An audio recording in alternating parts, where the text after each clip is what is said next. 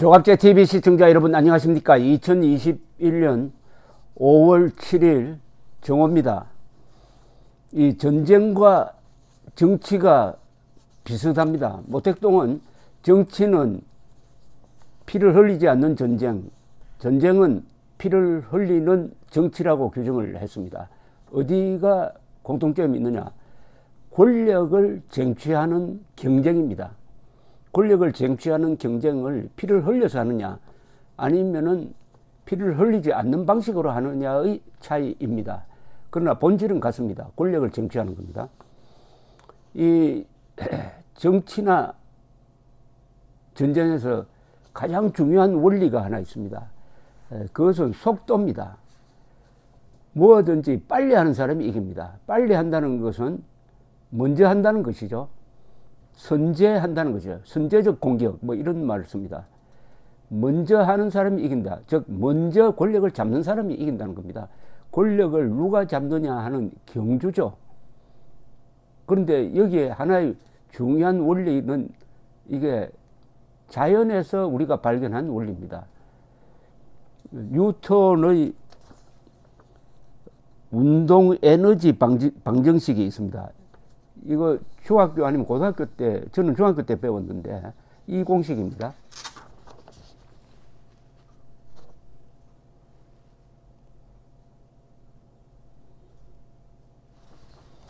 E 이꼴 2분의 1 mv 자승인데 여기서 E는 운동 에너지를 말합니다. 그리고 M은 질량을 말합니다. 이 V는 속도를 말하죠. 속도. 여기서 운동 에너지는 질량에 비례하고 속도에는 속도의 제곱에 비례한다는 겁니다. 속도의 제곱에 비례하면 속도가 질량보다도 더 중요하다는 것이죠.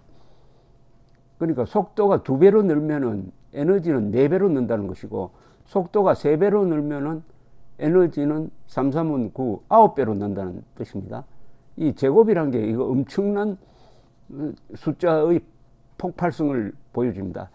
이 원리가 조금 변형된 게 아인슈타인의 E 이꼴 mc 자승입니다. E 이꼴 이 에너지는 질량 곱하기 c의 자승이다. 여기서 c는 속도 중에서 제일 빠른 것. 이 세상에 우주에 있는 속도 중에서 가장 빠른 게 빛의 속도 아닙니까? 빛의 속도의 제곱에 비례한다. 그러니까 어떤 물질이 에너지로 바뀔 때는 그 사라지는 물질의 질량 곱하기 빛의 속도의 제곱을 해버리니까 엄청난 힘이 나오고 이게 바로 핵폭탄의 원리가 되겠습니다. 이 뉴턴 물리학으로 다시 돌아가면은 에너지는 질량 곱하기 속도의 제곱이다. 그럼 속도가 최고다. 이겁니다, 이제. 정치나 자연 원리나 아니면은 전쟁에서 속도가 최고다. 요거를 제일 잘 응용한 사람이, 그 사람이 뭐 뉴턴 제자도 아니지만은 징기스칸입니다. 징기스칸의 몽골 군단의 세계 제패의 원리가 바로 이 원리입니다. 속도가 최고다. 즉 기마군단의 속도가 최고다. 자, 그러면 속도를 내려면 어떻게 돼야 되느냐? 이제 전술로 들어갑니다. 이 속도를 내려면은 전원 기병이라 해야 됩니다. 이 기병에다가 보병이 섞여버리면은 속도를 낼 수가 없습니다. 보병 속도에 기병을 맞춰야 된다니까요. 그래서 몽골 기마군단은 전원 보병입니다. 전원 기병입니다. 그게 보병이 없어요. 전원 기병. 그런데 이 중국이나 유럽의 이 문명국가의 원리는 기병과 보병을 섞어버립니다. 그러니까 기동 속도가 늦어요. 아무리 말 타고 앞으로 빨리 달리려고 해도 뒤에 보병이 따라오지 않으면 안 되지 않습니까? 이렇게 해서 몽골 군단의 몽골의 기마군단이 그리고 그 몽골의 군사적 전통을 이어받은 이 투르크라든지 뭐 이런 사람들이 세계를 지배할 수 있었습니다. 이 사람들은 또 말을 타고 활을 쐈어요. 말 타고 활을 쏠 수 있었던 것은 등자라고 해서 발걸이가 발명되었던 덕분입니다. 그래서 이 사람들이 세계 역사를 한 1000년 이상 휘두르다가 16세기쯤 소총이 등장하면서 기마군단의 위력이 감소합니다. 그 다음에 정치에서 이 속도를 가장 잘 응용해서 권력을 잡은 사람이 한국에 있습니다. 그 사람이 김영삼이라는 사람이에요. 김영삼은 대통령과 대통령 되기 전의 민주투사로서의 두 가지 얼굴을 가지고 있습니다. 저는 민주투사로서는 성공했고 대통령으로서는 실패했다. 왜냐? 대통령이 되고 나서 잘못된 이념에 영향을 받아가지고 좌파 숙주 역할을 하면서 오늘날 이 대한민국의 좌경화를 초래한 책임이 있습니다. 그러나 민주투사로서 한국의 민주화를 위해서 한 역할은 김대중 이상이라고 저는 평가를 하는데, 이 김영삼 씨가 여러 점에서 좀 부족한 점이 있었어요. 김종필, 라이벌인 김종필에 비해서는 이 독서량이 부족하고 김대중에 비해서는 치밀함이 부족했습니다. 그런데도 삼김씨 중에 이 사람이 제일 먼저 대통령이 되었습니다. 그 힘은 어디서 나왔느냐? 바로 속전속결입니다. 제가 곁에서 지켜본 김영삼은 시간의 사나이입니다. 무슨 결정을 빨리 해버립니다. 그런데 대충 빨리 하는 결정이 맞아요. 설사 틀렸다 하더라도 빨리 했기 때문에 고칠 시간이 있습니다. 그런 걸 여러 번 제가 목격을 했습니다. 기억나는 게 딱 두 가지인데, 하나는 1985년 2.12 총선에 임할 거냐 안 할 거냐.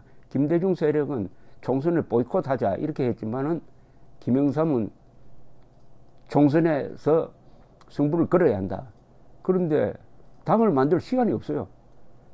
그때 정치 금지법에 걸려가지고 정치를 못하고 있었던 사람을 전두환 정권이 풀어주었습니다. 왜 풀어줬느냐? 급조를 해가지고 당을 만들면은 당시에 고분고분하던 민한당에 밀릴 것이다. 그래서 야당이 아주 순치된 야당으로 바뀔 것이다. 이런 꾀를 쓴 건데 거기에 걸려들지 않았습니다. 김영삼은 부족하더라도 급조한 정당 가지고 졸속으로라도 선거운동을 해야 된다 해서 결국 그 선거에서 2.11 총선에서 강경 야당 신민당이 주도권을 잡고 다수당 원내에서 제2당이 됨으로써 민주화를 대세로 만들고 전두환의 꼼수를 무력화시켰습니다. 그 다음에 1992년 이분이 민자당 대표를 할 때, 그때 총선에서 봄의 총선에서 민자당이 과반수를 차지하지 못했습니다. 그러니까 비난을 받게 생겼는데, 그 다음날 선거가 끝난 다음날 좀 뭐라고 했느냐? 민자당 안에서 대통령 경선을 빨리 해야 된다. 나는 대통령 경선에 나서겠다라고 선언을 해버립니다. 그러니까 관심이 총선 무슨 책임론에서 완전히 당내 경선으로 바뀌고 말았습니다. 당내 대통령 경선에서 김영삼이 먼저 나온다고 했다. 그러면은 당시에 숫자가 많던 민정당 계열, 박태준, 박철원, 이종찬 이런 사람들이 그 그룹에 있었습니다. 그쪽에서는 누가 후보를 낼 거냐 해가지고 완전히 국민적 관심이 다른 데로 가버리고 말았습니다. 그래서 그 당내 경선에서 김영삼 후보가 등장하고 1992년 12월 대통령 선거에서는 김대중을 끊고 이겼습니다. 다 빨리 하는 사람. 그런데 제가 지켜본 사람 중에서 이 결정을 늦게 해가지고 눈앞에 있었던 권력을 잡지 못한 분이 있습니다. 이회창 씨입니다. 법조인 출신 이회창 씨. 참 이분이 1997년 대선, 2002년 대선은 도저히 질 수 없는 선거였는데 졌어요. 저는 지금도 이분이 그때 대통령이 되었으면 한국은 법치국가로서 한 걸음 더 나갔을 것이라고 생각하는 사람인데 어떻게 하겠습니까? 너무 관료적이었습니다. 관료. 이 정치나 전쟁과 가장 맞지 않는 특성을 가진 집단이 있다면 관료입니다. 관료. 관료는 시간 개념이 없어요. 천천히 하는 사람입니다. 대부분이 무사안일 합니다. 그러니까 관료주의에 물든 정치인, 관료주의에 물든 군인은 실패합니다.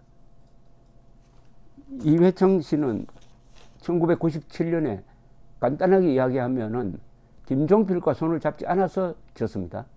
그 김종필이 김대중과 손잡고 말았습니다. 그 다음에 2002년에도 똑같은 실수를 합니다. 정몽준과 손을 잡지 않고 그 정몽준이 노무현과 단일화하도록 내버려 둠으로써 실패했습니다. 그것도 임박해가지고 선거기간 임박해서 둘 다 그런 일이 일어났습니다. 그때 주변에서 이회창 씨 보고 김종필과 손잡아라, 정몽준과 손잡아라 그러고 여러 사람이 건의했지만은 차일피일 미루다가 이렇게 당하고 말았습니다. 왜 제가 이 이야기를 꺼내느냐 하면은 지금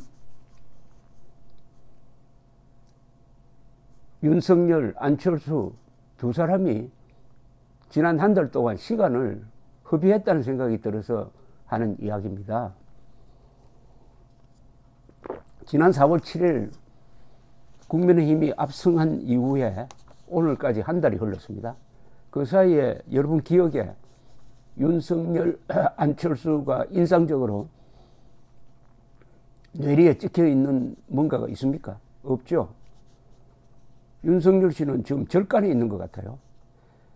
전혀 외부와 접촉을 하지 않습니다. 그런 사이에 한 달이 흘렀어요. 한 달. 안철수 씨는 지난 보선 승리의 제1공헌자입니다. 안철수가 기치를 내건 단일화 드라마가 성공을 했습니다.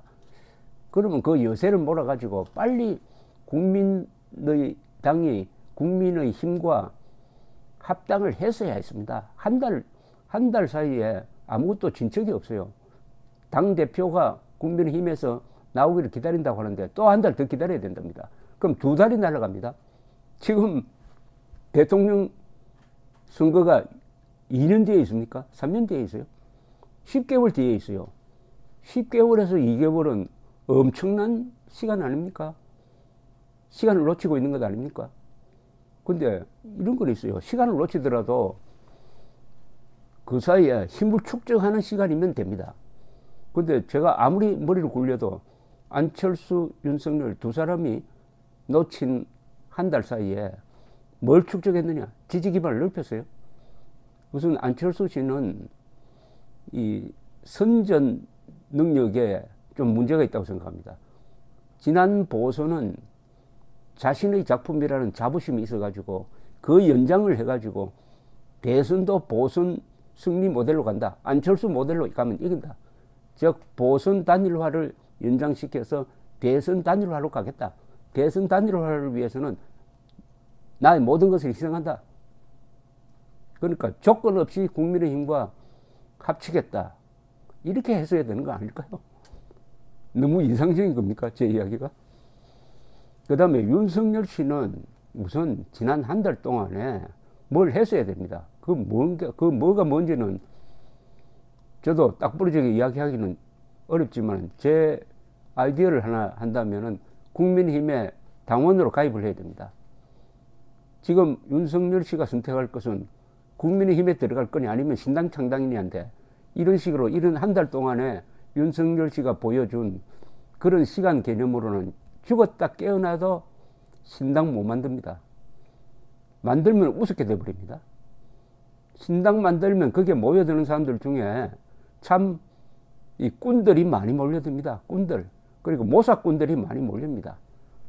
그러면은 국민들 눈에는 이야 윤석열 대단한 사람 줄 알았던데 저 주변에 왜 저런 사람들이 가 있지? 이렇게 딱 되는 겁니다. 국민의힘에 들어가는 수밖에 없는데 자 국민의힘에 들어가려면은 꽃가마 타고 추대받으면서 들어가는 방법이 하나 있고 하나의 당원으로 들어가는 겁니다. 당원으로 들어가서 겸손하게 당원 행사에도 참석하고 그 다음에 당대표 선거에 출마할 리가 없겠지만은 투표도 하고 물론 왜 내가 국민의힘에 들어가느냐 하는 것은 입장을 밝혀야 되겠죠. 그렇게 출발해서 국민의힘 지지자들의 마음을 잡아야 되는 것 아닙니까? 이미 국민의힘 지지자들의 절대 다수가 윤석열 지지입니다. 그러나 국민의힘 조직원들의 마음을 잡는 건 다른 문제죠. 그렇게 하면은 얼마나 보는 사람이 기분이 좋습니까? 아, 당원으로 들어간다. 그 다음에 한 당원으로서 대통령 후보 경선 때 출마하겠다. 이게 순서가 맞는 거 아닙니까? 그런 생각이 들어서 징기스칸과 김영삼 이야기를 꺼냈습니다. 그리고 윤석열, 특히 윤석열 씨는 이제 대외 활동을 해야 됩니다. 공개 활동을 해야 됩니다. 이 칩거라는 게 저게 너무 오래 가면은 사람이 우습게 돼버립니다. 저 무슨 성직자 같으면은 아니면은 뭐 돌을 닦는 사람 같으면은 시간이 길어도 괜찮은데 이전 투구를 해야 될 사람입니다. 전쟁과 같은 정치를 해야 될 사람이에요. 그런데 언제까지 한가롭게 기자들 전화하면은 전화 안 받고 가끔 간접적으로 뭐 한마디씩 툭툭 던지는 것이 기사로는 되겠지만은 그것도 시간이 지나면은 국민들이 짜증내버립니다. 국민들이 뭐 우리를 갖고 노나 이렇게 생각하는 순간부터 이상해집니다. 오늘 여론조사에서 윤석열 씨가 이재명보다 3%포인트 떨어져가지고 갤럽 조사입니다. 2등으로 나왔어요. 그걸 잘 봐야 됩니다. 국민들은 기다려주지 않습니다. 시간도 기다려주지 않습니다. 제가 말하는 이 시간에도, 이 순간에도 지금 윤석열의 시간이 지나가고 있습니다. 특히 윤석열, 안철수 두 사람에게는 시간이 더 빨리 갑니다. 감사합니다.